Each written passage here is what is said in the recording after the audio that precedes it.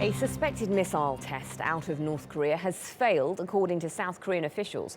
A Defense Ministry official says it was a second attempt by North Korean leader Kim Jong-un to launch a missile that could reach US military bases in Asia and the Pacific.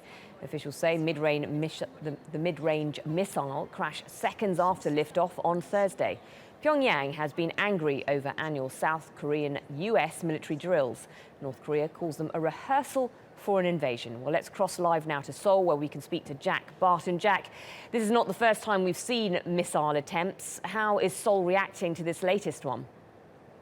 They're seeing it as the other tests this year, all part of an accelerated missile program by North Korea ever since Kim Jong-un took leadership, but particularly over the past 4 months, where we've seen multiple short-range missile tests, the launch of a satellite into orbit on a rocket that could easily double as an intercontinental ballistic missile, and also the first successful, according to North Korea, rocket launches from a submarine, though some analysts, particularly in the United States, say that they may have been from an underwater platform. But this test is seen as a failure because of the distance it traveled. So was that submarine test. It was supposed to travel about 300 kilometers. It only managed 30. And the test before that was a complete failure. This is all coming ahead of the first Workers' Congress Party meeting in 36 years. So there's a lot of pressure on here for the regime to launch some successful tests ahead of that, so victories can be brought out or illustrated at that event. Because of the failure today, because of the past two failures, there's also growing speculation here now among analysts that a fifth nuclear test before that party Congress may be even more and more likely. And there appears to be a determination, doesn't there, to develop a long-range missile capable of striking as far afield as the United States. Yeah, very much so.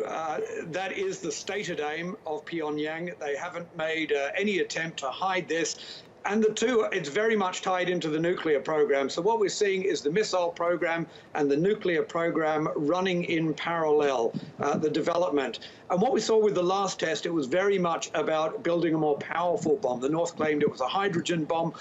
Analysts say it wasn't a hydrogen bomb, but it was certainly a boosted bomb. And the fact that they're going for more power is an indication that they probably already have miniaturized a nuclear device small enough to fit in the tip of a missile. Now they just have to develop missiles that can survive re-entry. And that's certainly not the case with the intercontinental ballistic missiles that it's been launching of late. So even if they can make one reliable, accurate, they've still got to deal with the issue of dealing with the heat on re-entry. And what I've heard from analysts, most are saying that it's at least 2 years away from that. But this latest launch, clearly a part of the process, trying to perfect that type of missile.